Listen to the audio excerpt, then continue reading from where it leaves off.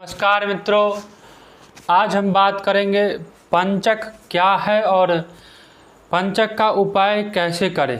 विस्तृत रूप से आज हम इसके बारे में चर्चा करेंगे। तो सबसे पहले हम आपको बताते हैं कि हिंदू पंचांग में प्रत्येक माह 5 ऐसे दिन आते हैं जिसमें सभी शुभ कार्य को वर्जित कर दिया जाता है कि ये कार्य आपको नहीं करना है।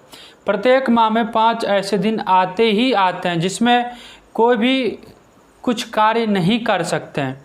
ऐसी मान्यता या धारणा है कि इस 5 दिन में या पंचक में किसी के घर में किसी की मृत्यु हो जाती है तो उस शव को जलाने के साथ साथ 5 और पुतले बनाकर दाह संस्कार करना चाहिए ताकि पंचक की शांति हो सके। तो सबसे पहले आज हम जानते हैं कि पंचक क्या है, इसके बारे में हम विस्तृत या विस्तार से चर्चा करेंगे। तो आइए, पंचक क्या है, सबसे पहला प्रश्न यही है। दूसरा ये कि पंचक के नक्षत्रों का क्या प्रभाव होता है। तीसरा यह कि पंचक में न करने वाले कार्य कौन सा है। और चौथा, पंचक के प्रकार, मतलब पंचक कितने प्रकार के होते हैं। तो सबसे पहले पंचक क्या है। देखिए, भारतीय ज्योतिष विज्ञान के अनुसार जब चंद्रमा धनिष्ठा नक्षत्र के तृतीय चरण से शतभिषा, पूर्वा भाद्रपद, उत्तरा भाद्रपद तथा रेवती नक्षत्र के चारों चरण में भ्रमण कर लेता है तो इस भ्रमण काल के समय को पंचक कहते हैं। या तो नक्षत्रों पर आधारित पंचक है। अब बात करते हैं कि राशि पर आधारित पंचक के बारे में। देखिए, कुंभ राशि, जब चंद्रमा का संचार कुंभ राशि और मीन राशि में होता है प्रत्येक माह तो यह पंचक कहलाता है। चंद्रमा कम से कम 2 दिन एक राशि पर ही रहता है, कभी कभी यह 2.5 दिन के करीब भी आ जाता है। तो यह जब चंद्रमा का संचरण पंचक में यानी कि कुंभ राशि में और मीन राशि में होता है तो पंचक कहलाता है।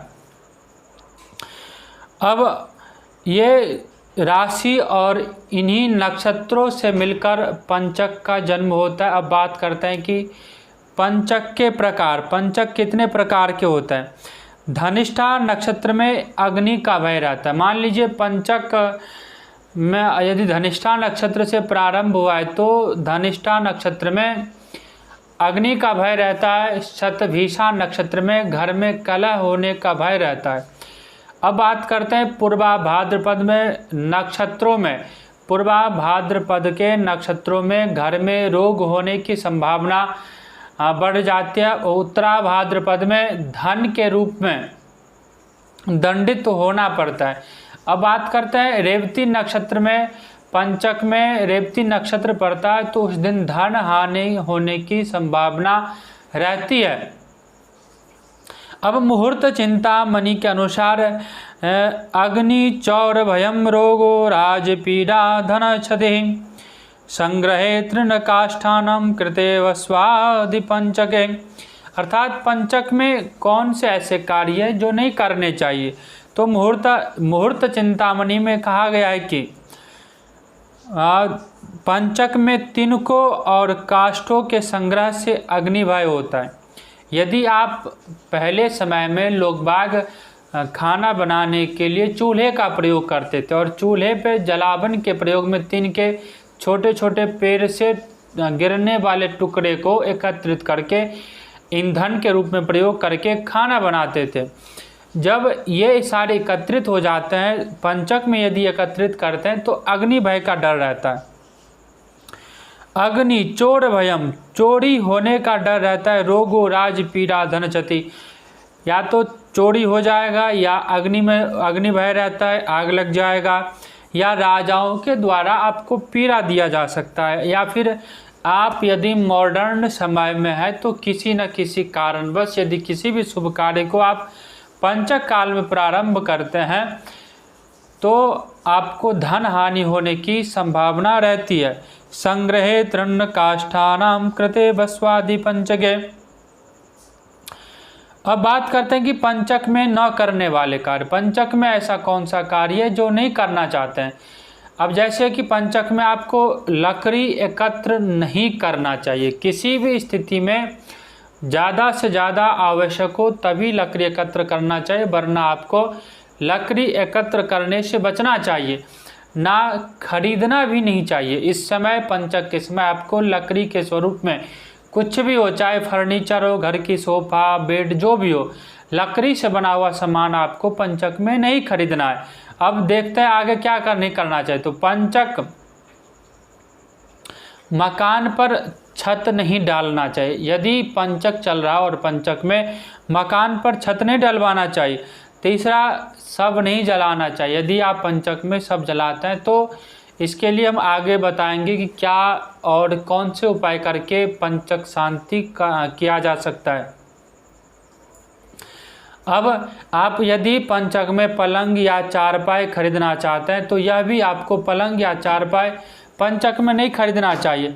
दक्षिण दिशा की यात्रा भी नहीं करनी चाहिए। आपको दक्षिण दिशा की यात्रा से ही बचना चाहिए, क्योंकि दक्षिण दिशा की यात्रा पंचक में करते हैं तो नुकसान उठाना पड़ता है। अब बात करते हैं, मान लीजिए लकड़ी खरीदना बहुत ज़्यादा आवश्यक हो, अनिवार्य हो गया हो, बिना लकड़ी खरीदे घर में कार्य नहीं हो सकता है। तो यदि पंचक में ये कार्य अनिवार्य हो चुका है, करना ही पड़ेगा, तो आप लकड़ी खरीद लीजिए, लकड़ी की सामग्री खरीद लीजिए और पंचक जब समाप्त हो जाए तब गायत्री माता के नाम से घर में हवन कर लीजिए।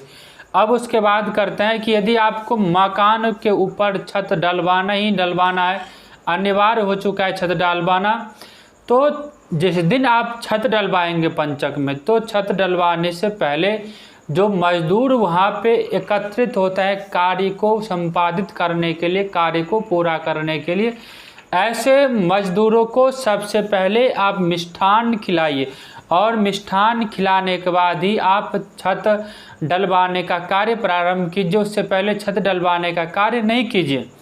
यदि आप सब जलाना अनिवार्य है पंचक में, बिना सब जलाए नहीं रह सकते।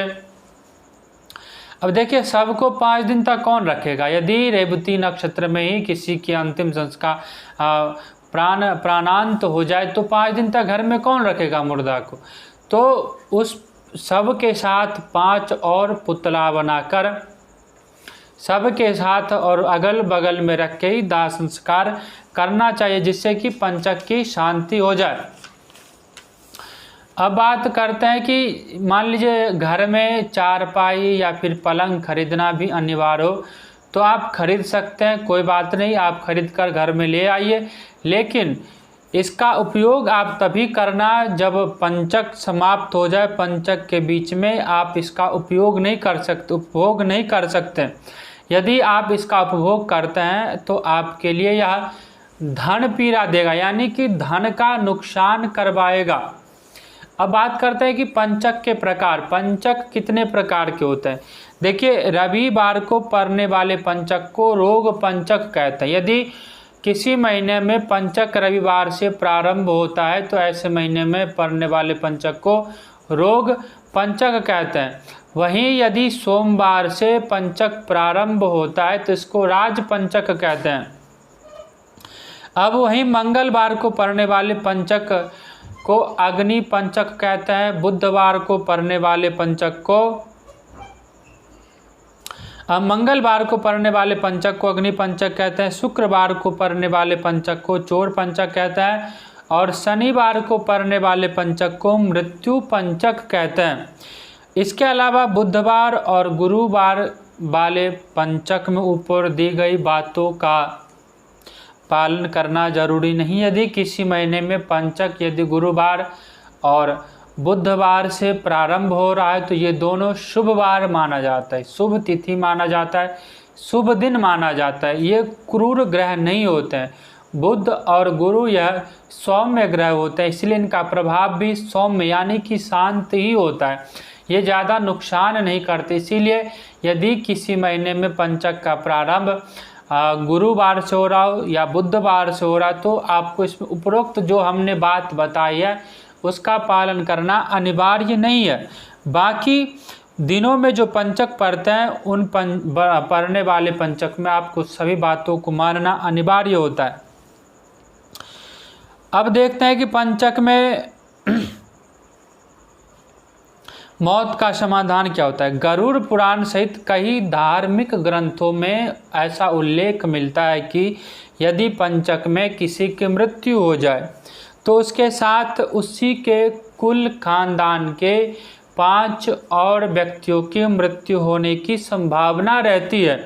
अब शास्त्र कहता है कि शास्त्र कथन यह है कि धनिष्ठा पंचकम ग्रामे शतभिषा कुल पंचकम पूर्वा भाद्रपदारथ्या चोत्तरा गृहे पंचकम रेवती ग्राम बाह्यम च एतत् पंचक लक्षणम।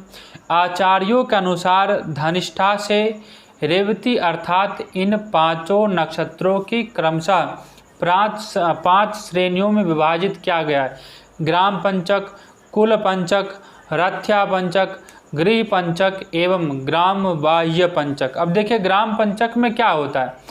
ऐसी मान्यता है कि यदि धनिष्ठा में मरण हो जाए, यदि किसी घर में धनिष्ठा नक्षत्र के प्रारंभ वाले ही दिन किसी की मृत्यु हो जाती है तो उस गांव नगर में, उस शहर में 5 व्यक्ति की मृत्यु अवश्य होगी।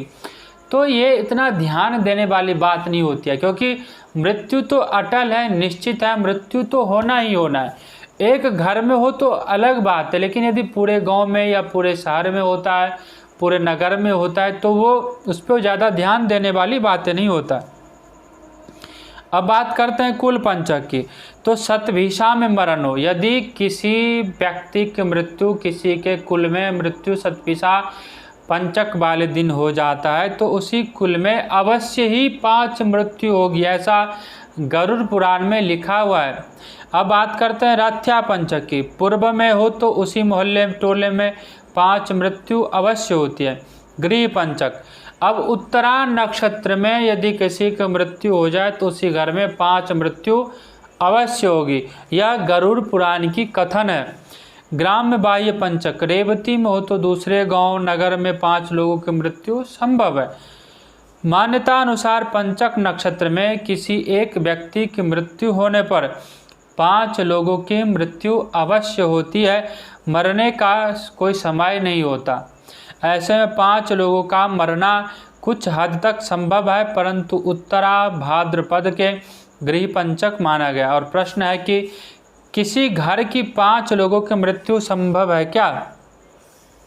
पंचक में मरण और 5 का सूचक है। गृह आदि में विभक्त इन नक्षत्रों को तथाकथित अलग 5 गृहादि में होने वाले हैं तो स्पष्ट है कि वहाँ विभिन्न प्रकार के दुख आ सकता है।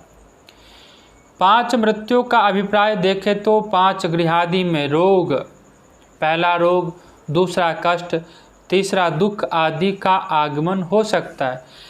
कारण व्यथा, दुख, भय, लज्जा, रोग, शोक, अपमान तथा मरण, मृत्यु के ये 8 भेद कहे गए हैं।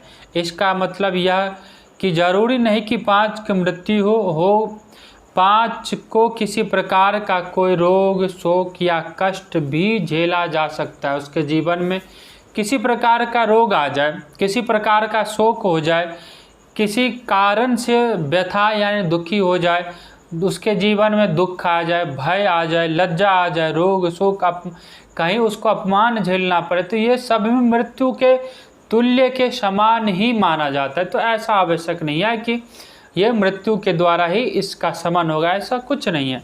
अब पंचक का उपाय, मुहूर्त चिंतामणि में कहा गया है कि प्रेतस्य दाहम यमदिगमम जित्यजेत शय्याभितानम गृह गोपनादि च।